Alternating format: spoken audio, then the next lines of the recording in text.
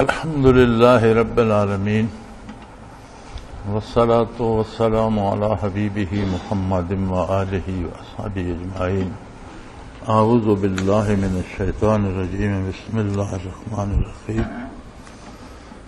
إن الذين كفروا لن تغني عنهم أموالهم ولا أولادهم من الله شيئا وأولئك هم وقود النار. كداب آل فرعون والذين من قبلهم كذبوا بآياتنا فأخذهم الله بذنوبهم والله شديد العقاب. قل للذين كفروا ستغلبون وتحشرون إلى جهنم وبئس المهاد. قد كان لكم آيات في فئتين التقتا فئة تقاتل في سبيل الله وأخرى كافرة يرونهم مثليهم رأي العين والله يؤيد بنصره من يشاء إن في ذلك العبرة لأولي الأبصار. اللهم سبحانك لا علم لنا إلا ما علمتنا إنك أنت العليم الحكيم. مولاي صل وسلم دائما أبدا علی حبیبک من زانت بہ العصر. دنیا میں ایک عمومی معیار رہا ہے ہمیشہ، اور آج کل کچھ ضرورت سے زیادہ بڑھ رہا ہے کہ کسی بھی فرد کی اہمیت یا اس کی عزت و عظمت کا اندازہ اس کے مال و دولت سے لگایا جاتا ہے. جتنا جس کے پاس مال و دولت ہے، جتنا جس کے پاس اسباب و وسائل ہیں، اقتدار و اختیار ہے، تو ایک عمومی جملہ کہا جاتا ہے، آپ نے بھی اکثر سنا ہوگا، میں بھی اکثر سنتا ہوں لوگوں سے، کہ اس پر اللہ بہت راضی ہے، اس پر اللہ کا بہت کرم ہے، اس پر اللہ کی بہت مہربانی ہے. قرآن کریم نے اس جملے کی تردید فرمائی کہ مال و دولت کا ہونا، دنیاوی اختیارات کا ہونا، یہ اللہ کی مقبولیت کی دلیل نہیں ہے. یہ ایک نظام کائنات ہے جو رب العالمین نے بنایا ہے. ہر شخص اپنی آزمائش میں ہے. کسی کو وافر رزق دے دیا گیا، اس کا امتحان اس میں ہے. کسی پر غربت و افلاس مسلط کر دیا، اس کی آزمائش اس میں ہے کہ اس غربت و افلاس میں بھی میری ذات سے وابستہ رہتا ہے، یا روٹی کے چند ٹکڑوں کے عوض یا چند سکوں کے عوض مجھے چھوڑ کر دوسروں کے در پہ چلا جاتا ہے. کسی کو اقتدار و اختیار دے دیا، اس میں بھی اس کی آزمائش ہے کہ خود اپنی منمانی کرتا ہے یا اقتدار ہونے کے باوجود میری اطاعت کرتا ہے اور اس اقتدار کو میری امانت سمجھتا ہے. کسی کو بے بسی دے دی، کسی کو مجبوری دے دی، اس مجبوری و بے بسی میں میری ذات پہ اعتماد کرتا ہے یا میری ذات کو چھوڑ کر دوسروں کی طرف لپکتا ہے. تو یہ ایک کارگہ حیات میں اللہ کریم نے مختلف امتحانات، اما الانسان اذا ما ابتلاه ربه فاکرمه ونعمه فیقول ربی اکرمن. کسی کی آزمائش اس طرح سے ہے کہ اسے بے شمار نعمتیں دے دی، اقتدار و اختیار دے دیا، اور وہ سمجھتا ہے کہ میں اللہ کا بڑا مقبول ہوں، مجھ پر اللہ کا بڑا احسان ہے. لیکن یہ ساری آزمائش ہے کہ اس طاقت یا اختیار یا دولت کو کس طرح وہ صرف کرتا ہے اور عظمت الہی کو دھیان میں رکھتا ہے یا نہیں رکھتا. وَأَمَّا إِذَا مَا ابْتَلَاهُ فَقَدَرَ عَلَيْهِ رِزْقَهُ. کسی کی آزمائش یہ ہوتی ہے کہ اس پر رزق کی تنگی بھیج دی جاتی ہے. اس افلاس میں، اس تنگی میں اللہ پہ اعتماد کرتا ہے یا اس سے گھبرا کر غیر اللہ کی طرف لپکتا ہے اور اللہ کی نافرمانی شروع کر دیتا ہے. تو جو لوگ ایمان نصیب نہیں ہوتا، جنہیں جو لوگ کفر کرتے ہیں، لن تغنی عنہم اموالہم ولا اولادہم من اللہ شیئا. اللہ کی بارگاہ میں ان کا مالدار ہونا یا صاحب اولاد ہونا یا دنیا میں بڑے وسائل کا مالک ہونا اس کی کوئی پرے کا حیثیت نہیں ہوگی۔ اللہ کی بارگاہ میں اہمیت ہوگی ایمان کی۔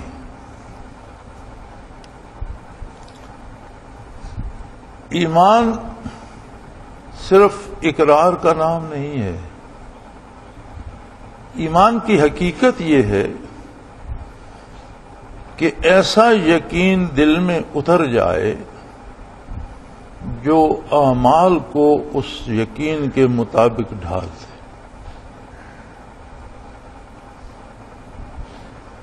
ایمان سے مراد یہ ہے کہ عملی زندگی اس ایمان کی تعبیر بن جائے۔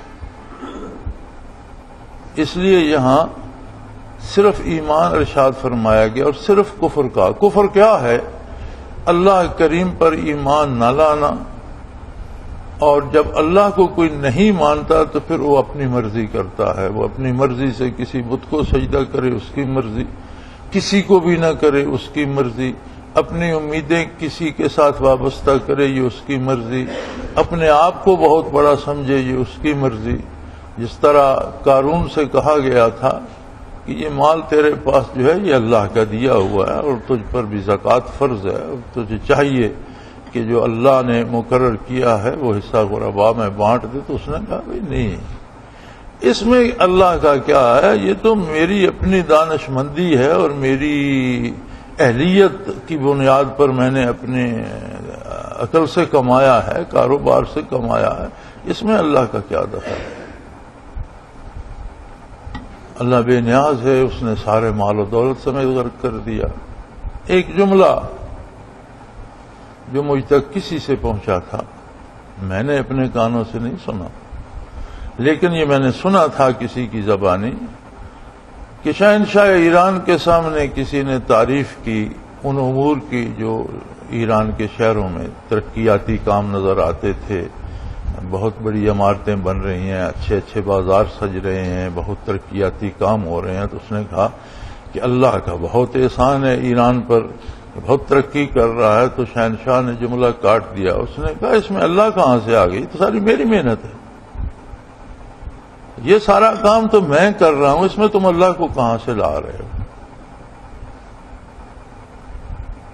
اللہ نے ایسا پکڑا کہ جو کبھی شہنشاہ کہلاتا تھا اسے رات گزارنے کے لیے جگہ دینے کو کوئی ملک تیار نہیں، حتیٰ کہ مر گیا تو کوئی ملک اس بات کی اجازت نہیں دے رہا تھا کہ کہاں دفن کیا جائے۔ اور انوار السادات نے، مصر کے حکمران نے اجازت دی تو وہ بھی سودا بازی کر کے کہ اپنے بیٹے کی، اس کے بیٹے کی شادی میری بیٹی کے ساتھ کرو اور شہنشاہ کی دولت جو ہے وہ میری بیٹی کو دو تو قبر کی جگہ دے گا۔ تو بے نیاز ہے، اس کی بارگاہ میں مال و دولت کا ہونا یہ اسباب دنیا ہے، حلال اور جائز طریقے سے اللہ نصیب کرے تو ضرور حاصل کرو، ان سے فائدہ اٹھاؤ، انہیں استعمال کرو، لیکن شرعی حدود کے اندر، اور عظمت الہی دھیان میں رہے۔ اور اگر افلاس آ جائے، تنگ دستی آ جائے تو بھی مرضی باری پہ شاکر رہنا چاہیے۔ آپ فراخی کے لیے دعا کریں، دعا کرے بندہ کہ یا اللہ میں کمزور ہوں، میں اتنی سختی برداشت نہیں کر سکتا، مجھ پر آسانیاں فرما، اللہ ہی سے رجوع کرے۔ فراخی ہو یا تنگی، دیکھنا یہ ہے کہ اس کا ایمان اللہ پر ہو اور اللہ ہی سے رجوع کرے، وگرنہ مال و دولت یا اولاد یا فوجیں اللہ کے عذاب سے نہیں بچا سکتی۔ فرمایا وَأُولَٰئِكَ هُمْ وَقُودُ النَّارِ، اس سارے مال و دولت، اس ساری طاقت اور ساری قوت اور سارے اقتدار و اختیار کے باوجود کافر دوزخ کی آگ کا ایندھن ہے، اس سے نہیں بچ سکتا۔ اس کی دولت وہ میدان حشر میں رشوت دے کے نہیں چھوٹ سکے گا، اس کی فوج وہاں اس کے ساتھ نہیں ہوگی، کوئی بارگاہ الوہیت میں اس کی طرف سے کھڑا نہیں ہو سکے گا۔ کفر ایک ایسی مصیبت ہے جو بہرحال بندے کو دوزخ میں لے جائے گی اور اسے دوزخ کا ایندھن بننا پڑے گا۔ آگے مثال کے طور پر ارشاد فرمایا کداب آل فرعون، آپ کے پاس تاریخ میں بے شمار قصے موجود ہیں، اور آل فرعون کا قصہ ہی دیکھ لو، کتنی طاقت تھی فرعونہ میں، صدیوں مصر پر اپنی خدائی کے دعوے کے ساتھ حکومت کی، کئی صدیاں ہر آنے والا فرعون سجدے کرواتا رہا۔ اس قدر طاقت تھی، اس قدر وسائل تھے کہ بنی اسرائیل کو بیگار پہ لگایا اور صدیوں لگائے رکھا، کئی نسلیں ان کی گزر گئیں، انہیں انسانی حقوق نہیں دیے، جانوروں کی طرح ان سے بگاڑ لیتے اور زندہ رہنے کے لیے کچھ کھانے کو دے دیتے کہ جس سے سانس کا رشتہ باقی رہے، مرے نہیں، تاکہ یہ مشقت کرتے رہیں، بڑے بڑے شہر بنوائے، محلات بنوائے، باغات بنوائے، عجیب و غریب تعمیرات کرائیں، بڑے بڑے پہاڑ آج بھی جو عجائب بنے ہوئے ہیں دنیا کے 7 عجائبات میں سے ہیں، بڑے بڑے بت رشوائے۔ یا والذین من قبلہم، یا فرعون سے پہلے جو لوگ بہت بڑی سلطنتوں کے مالک رہے، بہت بڑی بادشاہتوں کے مالک رہے، بعض نے خدائی دعوے فرعون سے پہلے بھی کیے، طاقت کے نشے میں آ کر اپنے آپ کو سجدے کرواتے رہے، کذبوا بآیاتنا، انہوں نے میری بات نہیں مانی۔ اللہ کریم فرماتے ہیں کہ طاقت، اختیار، اقتدار، مال و دولت کے نشے میں انہوں نے اللہ کی بات نہیں مانی، میری باتوں کو جھٹلایا، تکذیب کی، فرمایا یہ غلط ہے، فرمایا کہتے تھے کہ یہ سب کچھ غلط ہے، اس کی کوئی حیثیت نہیں۔ فأخذهم اللہ بذنوبہم، اللہ کریم نے ان کے جرائم میں ان کو پکڑ لیا۔ پھر کس کی طاقت، کس کی سلطنت، کس کی حکومت کام آئی؟ کون تھا جو اپنی قوت سے عذاب الہی کو دور کر سکا؟ کون تھا جو موت کی گرفت سے بچ سکا؟ کون تھا جو اللہ کے عذاب سے جان بچا سکا؟ کوئی بھی نہیں۔ جتنے بڑے بڑے متکبرین کو دیکھتے ہیں، بعض قوموں کی قومیں زمین میں دنسا دی گئیں، ان پر پتھروں کی بارش ہوئی، آگ برسی آسمانوں سے، بعض پر تیز ہوائیں چلیں اور انہوں نے اڑا کے رکھ دیے۔ ہوا جو زندگی کا سبب تھی، حیات کا سبب تھی، موت کا سبب بن گئی۔ پانی جو زندگی کے وسائل میں سے ہے، وَجَعَلْنَا مِنَ الْمَاءِ كُلَّ شَيْءٍ حَيٍّ، ہم نے ہر چیز کو پانی سے زندگی بخشی ہے۔ نوح علیہ السلام کی قوم پر آیا تو وہ موت کا سبب بن گیا، یعنی جو چیزیں زندگی دینے والی تھیں وہ تباہ کرنے والی بن گئیں۔ اللہ کی گرفت آئی تو واللہ شدید العقاب، اللہ کی سزائیں بہت سخت ہیں۔ یہ جو رواج ہو گیا ہے کہ ہم کوشش یہ کرتے ہیں کہ اپنے سے اوپر، اپنے سے امراء کو دیکھتے ہیں، اپنے سے بڑوں کو دیکھتے ہیں اور چاہتے ہیں کہ جائز ناجائز ہیلے سے میں بھی اس طرح کا امیر کبیر بن جاؤں، یہ درست نہیں ہے۔ جائز اور حلال وسائل سے دولت کمانا اگر منع ہوتی، دولت رکھنا منع ہوتی تو اس پر زکوٰۃ فرض نہ ہوتی۔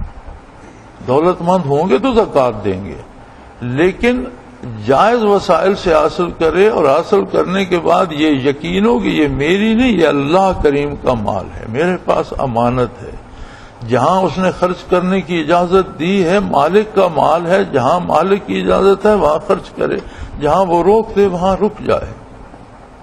یہ ضروری نہیں کہ مسلمان کے کپڑے ہمیشہ پھٹے ہوئے ہوں یا مسلمان ہمیشہ خراب حال میں رہیں، کافر تو عیش کریں اور مسلمان ہمیشہ افلاس کا شکار رہیں، نہیں، مسلمانوں کو بھی چاہیے علوم جدیدہ حاصل کریں، اچھی ملازمتیں کریں، اچھے سائنٹسٹ بنیں، اچھے ڈاکٹر بنیں، زیادہ دولت کمائیں تاکہ اللہ کی مخلوق کو زیادہ فائدہ پہنچا سکیں، اللہ کے غریب زیادہ لوگ جو ہیں ان سے مستفید ہو سکیں، دنیا کو تسخیر کریں۔ جو چیزیں اللہ نے مسخر کرنے کے لیے بنائی ہیں وہ تسخیر عالم میں مسلمانوں کو کافروں سے آگے، اور اللہ کی شان ہے، یہ ایک حقیقت ہے کہ تمام تحقیق اور ایجادات میں آج بھی مسلمان کافروں سے آگے ہیں۔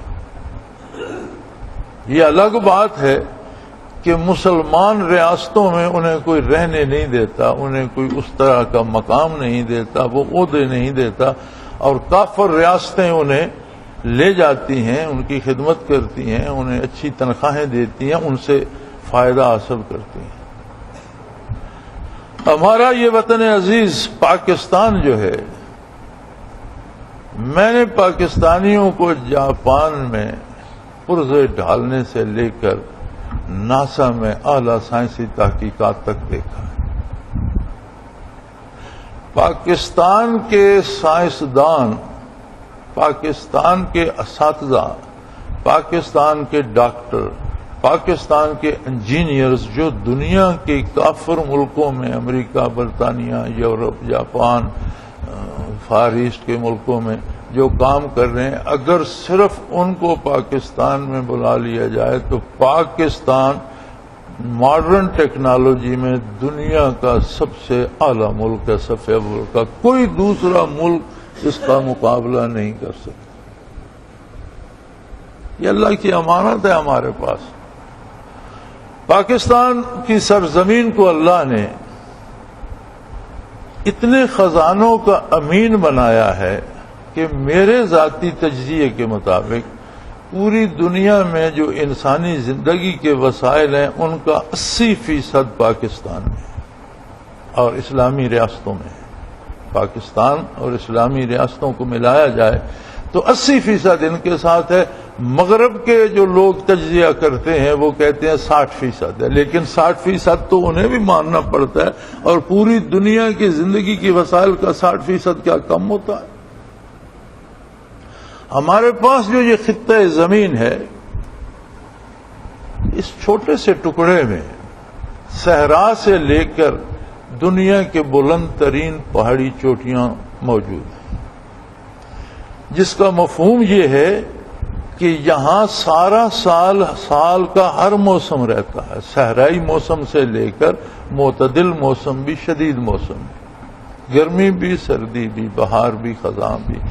اس میں شدید موسم بھی ہیں، معتدل موسم بھی ہیں، اور بہت کمزور موسم بھی ہیں، جس کا نتیجہ یہ ہے کہ اس میں ہر قسم کی کھیتی ہو سکتی ہے، ہر قسم کا پھل ہو سکتا ہے، ہر قسم کی نباتات ہو سکتی ہے، ہر قسم کا جانور پایا جاتا ہے۔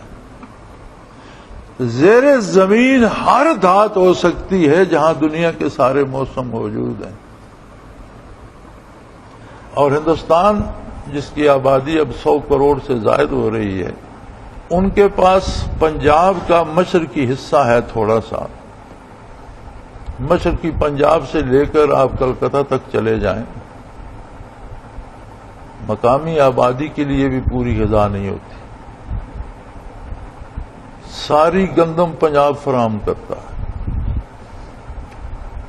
آپ کو یاد ہوگا کہ سکھ لیڈر نے اعلان کر دیا تھا کہ ہم پنجاب کی گندم روک لیں گے، تو ہندوستان کی وزیر اعظم کو فوج کشی کرنی پڑی تھی۔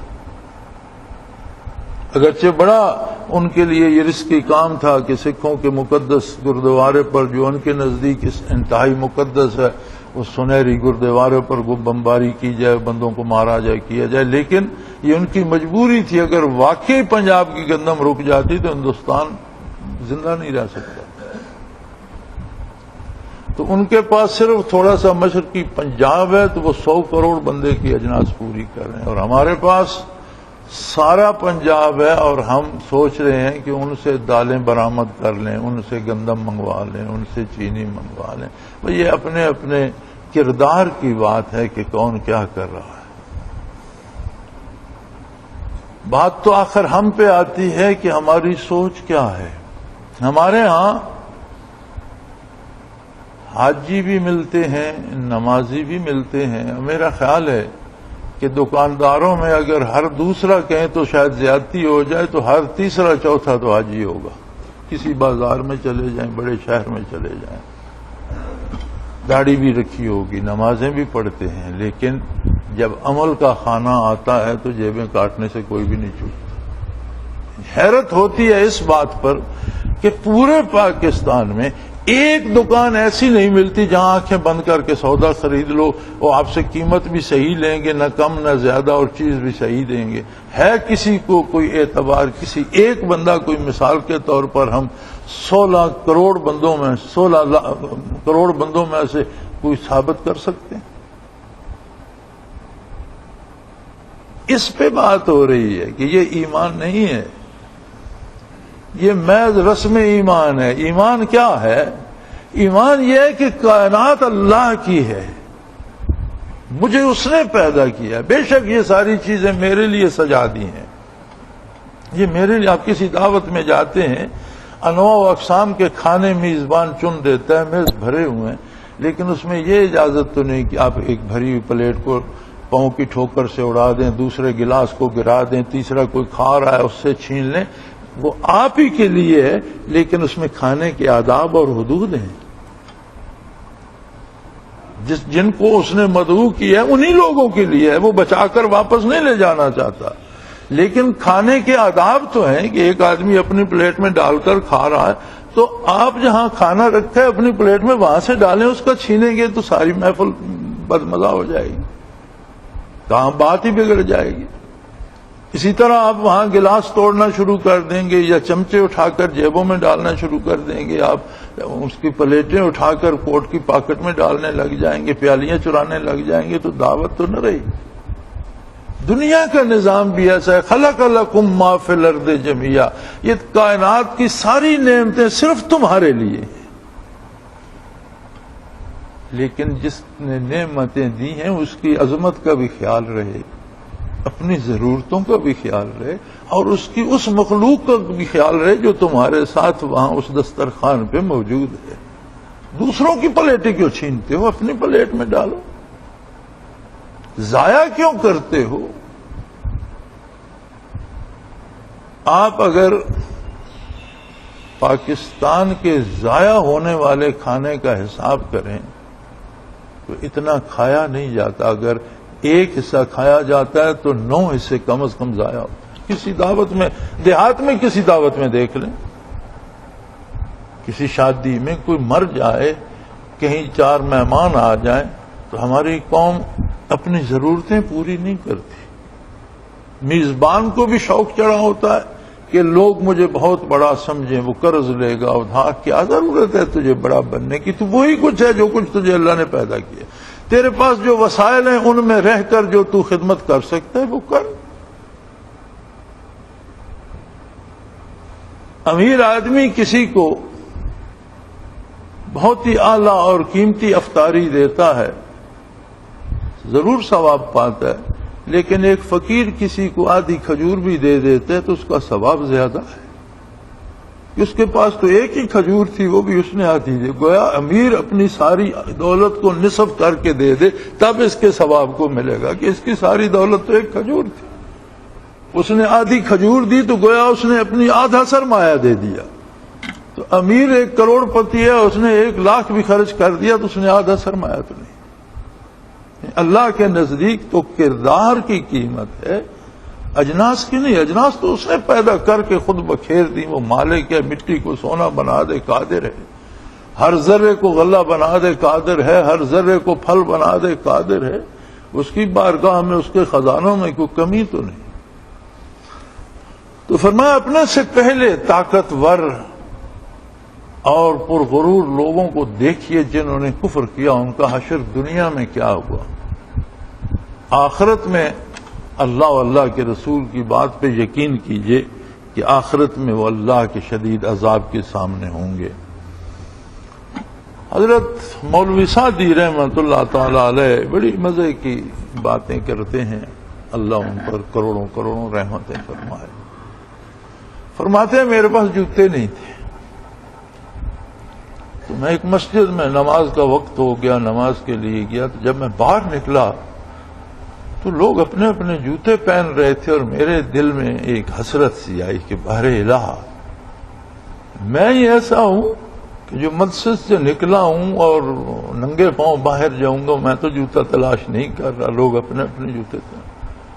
مسجد سے میں نکلا تو آگے سے ایک آدمی آ رہا تھا, اس کا 1 پاؤں ہی نہیں تھا. تو میں نے کان پکڑ لیے کہ بہر الہ تیرا شکر ہے, تو نے 2 پاؤں تو دیے. یہ بھی تو تیری مخلوق ہے جس کا 1 پاؤں ہی نہیں, میرے پاؤں تو سلامت ہیں. اس لیے حضور اکرم صلی اللہ علیہ وسلم کے ارشاد عالی کا مفہوم بھی ہے کہ اپنے سے نیچے دیکھا کرو کہ اللہ کا شکر ادا کر سکو.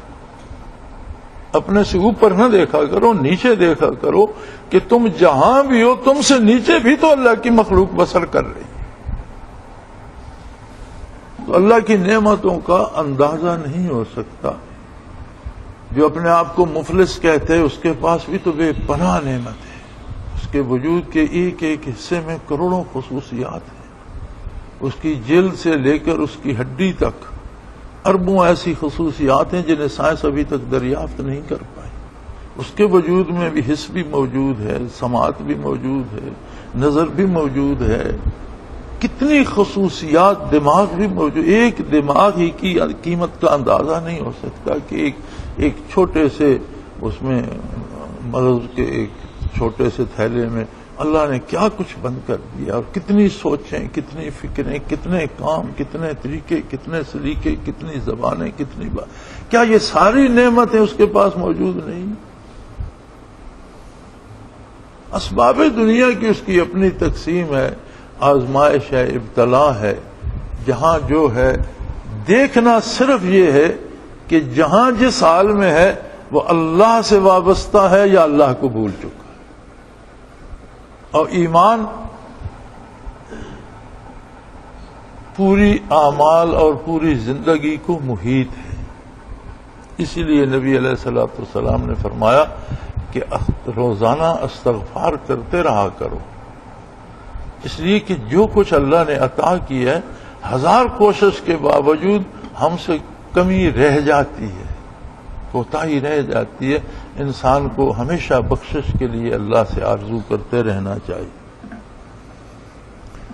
کل للذین کفروا ستغلبون وتحشرون الی جہنم. اے میرے حبیب کافروں کو اعلان کر کے کہہ دیجئے کہ تم مغلوب ہو جاؤ گے اور تمہیں جہنم میں جانا پڑے گا. وبئس المہاد، اور بہت بری جگہ.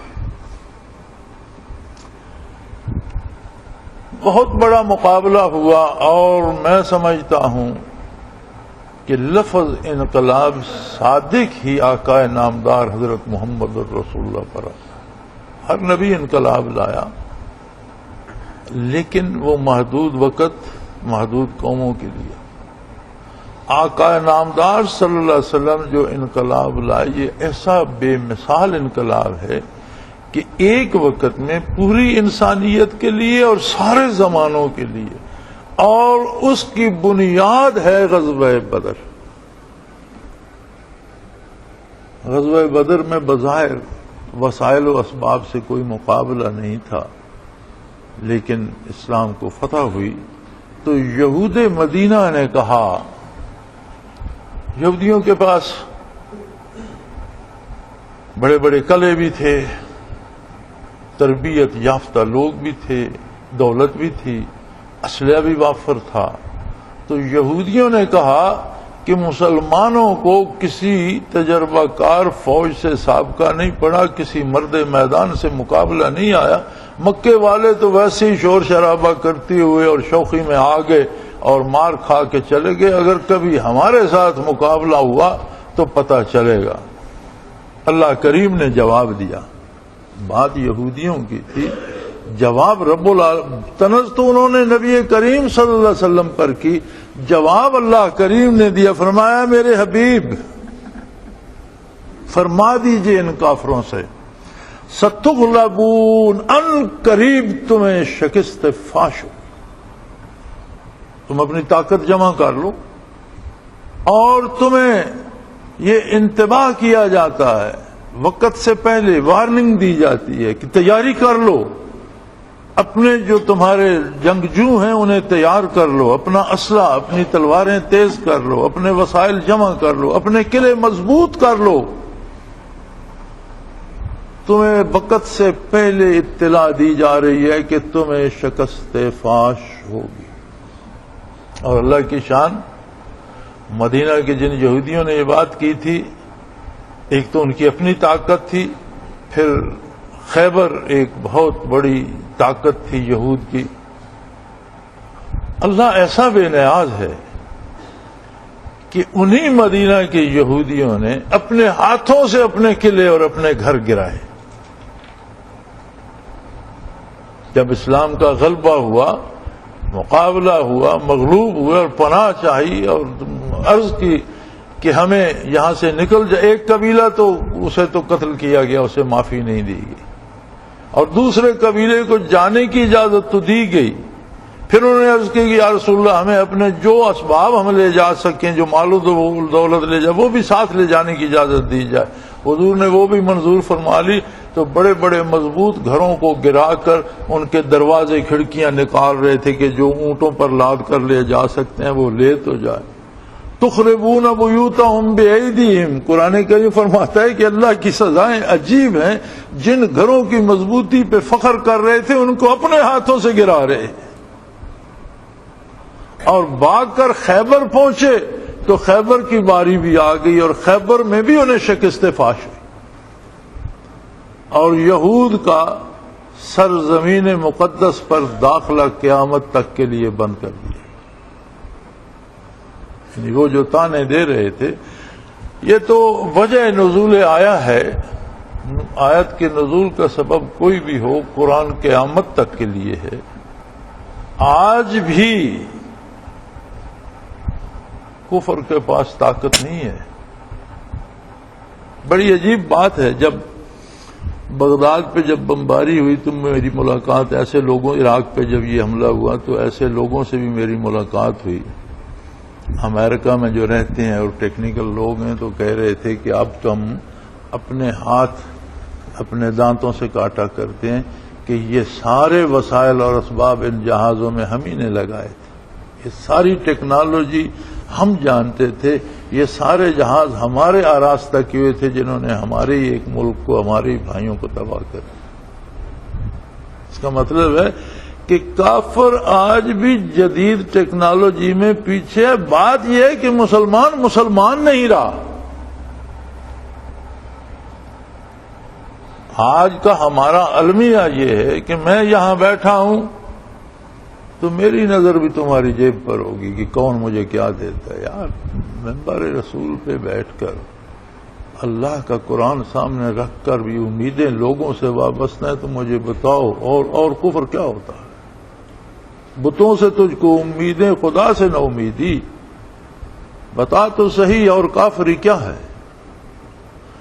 ہمارا حال یہ ہو گیا ہے کہ یا ہمیں کسی بندے سے امید ہے، اچھا بے شمار خطوط آئیں گے، کوئی وظیفہ لکھ دیں اس میں رزق زیادہ ہوگی، تو یہ وظیفے بتانے والوں نے دین کا ناش کر دیا۔ دنیا دار عمل ہے، اللہ کریم نے عقل بھی دیا ہے، شعور بھی دیا ہے، ہاتھ پاؤں بھی دیے ہیں، اور محنت کا میدان سامنے کھلا ہے۔ محنت کرو، وہ آپ کی محنت ضائع نہیں کرے گی۔ میری دکان نہیں چلتی، کسی نے جادو کر دیا ہے۔ میرے بھائی، جو رزق تیرے لیے اللہ نے لکھا ہے اسے جادوگر کیسے روک سکتا ہے؟ اگر دکان نہیں چلتی تو اپنے آپ کا تجزیہ کرو، کہاں غلطی کر رہے ہو کہ دکان نہیں چل رہی۔ دکانداری کے بھی کچھ اصول ہیں، کچھ طریقے ہیں، لوگوں سے ایک بیہیویئر، ایک سلوک رکھنا پڑتا ہے، بندوں کی عزت کرنا پڑتی ہے، جس سے جتنا پیسہ لیتے ہو اسے پوری چیز دینا پڑتی ہے، اپنا جائز منافع لے۔ اگر دو آنے والوں کی جیبیں کاٹ لو گے، انہیں 2 روپے کی چیز 10 روپے میں بیچ لو گے تو آئندہ کوئی نہیں آئے گا۔ یہ دکانداری کے بھی، کاروبار کے بھی اصول ہیں، ملازمت کے بھی اصول ہیں۔ آپ جہاں ملازمت کرتے ہیں، اپنے وقت کی اجرت لیتے ہیں، اس وقت کو اس دفتر یا اس کام پہ پوری محنت سے خرچ کریں۔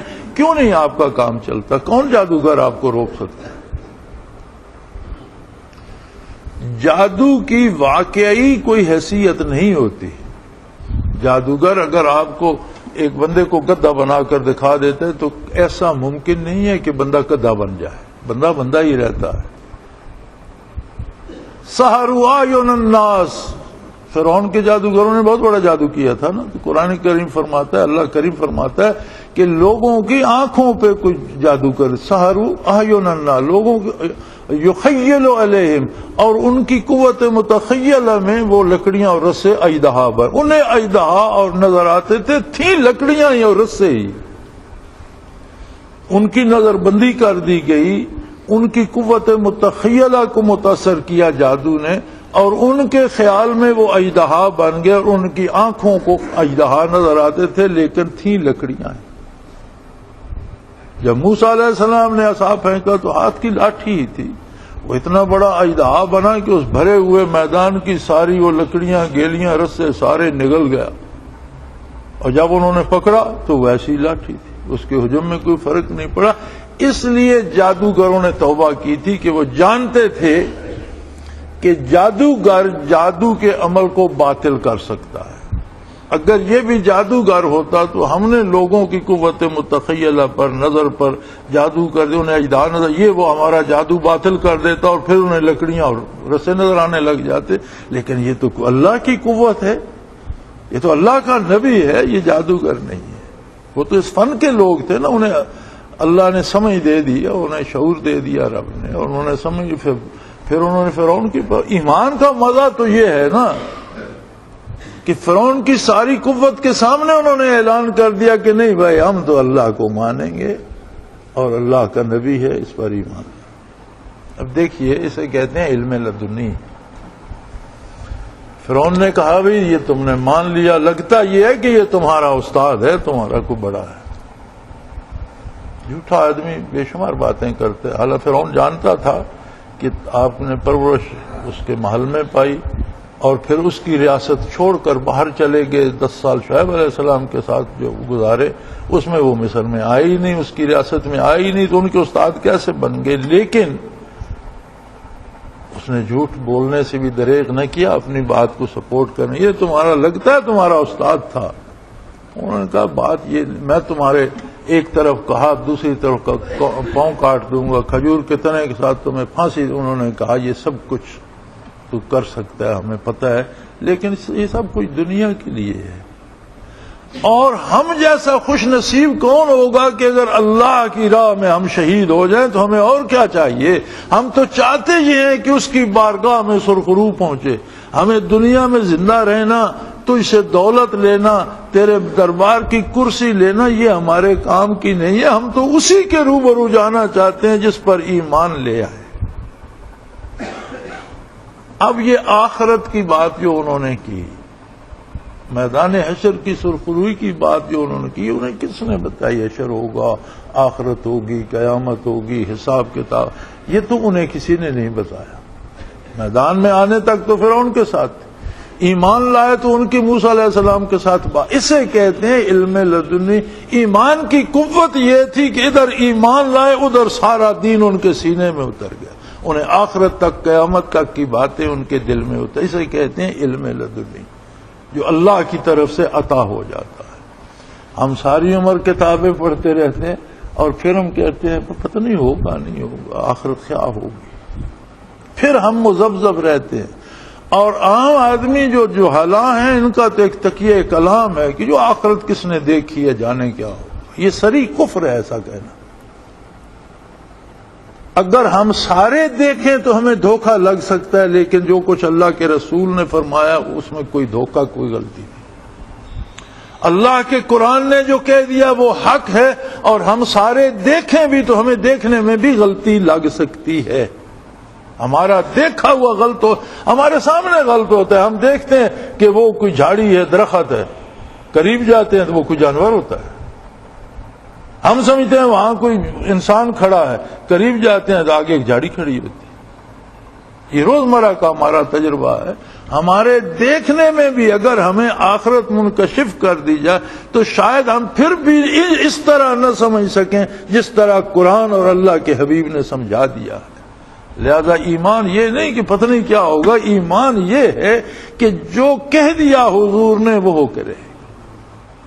اور پھر ایمان کی خصوصیت یہ ہے کہ یہ شکوک و شبہات جو ہیں یہ کچلے جاتے ہیں اس کے نیچے۔ جس طرح سڑک بنانے والا وہ انجن چھوٹے چھوٹے ریزوں کو مٹی بنا دیتا ہے نا، ایمان اس طرح سے ہر چیز کو، اس شکوک کو کچل کر گزر جاتا ہے۔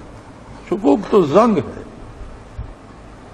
اور ایمان کا مزہ یہ ہے کہ یہ حقائق ذہن نشین ہو جائیں، اور جب دل نشین ہوتے ہیں تو زندگی بدل جاتی۔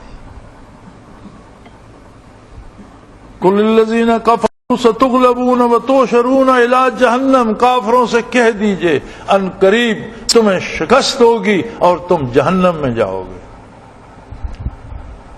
آیت نازل ہوئی یہود مدینہ اور ان کی باتوں پر، مغلوب ہوئے، خیبر والے مغلوب ہوئے، تب سے لے کر اب تک خواہ وہ خلفائے راشدین رضی اللہ تعالی عنہما ہوں یا مسلمان حکمران جنہوں نے جہاد کا حق ادا کر دیا، وہ صلاح الدین ایوبی ہوں یا محمود غزنوی ہوں جنہوں نے حق ادا کیے جہاد کے، وہ آج کے مجاہد ہوں یا ازمنہ قدیم کے، جہاں بھی کوئی اللہ پر یقین کر کے اللہ کے راستے اور اللہ کی اطاعت اور اللہ کے کلمے کو بلند کرنے کے لیے کھڑا ہو گیا، وہاں اس نے دنیا کی بڑی سے بڑی طاقت کو شکست دی۔